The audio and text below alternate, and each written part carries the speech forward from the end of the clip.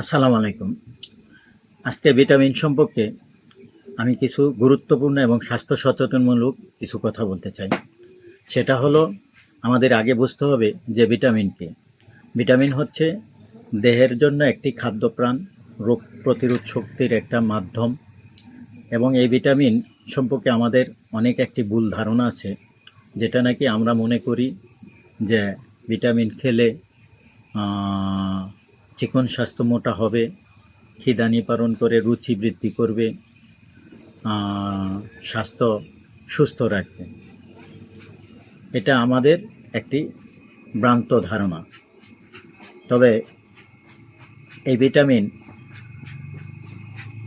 না জেনে না বুঝে খেলে এটা দেহের একটা বিরাট একটা ক্ষতির কারণ এবং স্বাস্থ্যকে বিরাট একটা ঝুঁকিপূর্ণর দিকে নিয়ে যাবে। তাই ভিটামিন খেলে অবশ্যই আমাদের একটা ভালো চিকিৎসক, বিশেষজ্ঞ ডাক্তারের পরামর্শ নিয়ে আমরা যে ভিটামিন সেবন করে থাকি, আমরা যেটা মনে করি ভিটামিন সেবন করি, এটা আমাদের ভ্রান্ত ধারণা, একটা ক্ষতির একটা কারণ।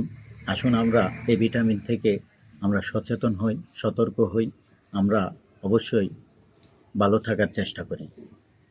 সুস্থ থাকবেন, সচেতন হবেন। আসসালামু আলাইকুম।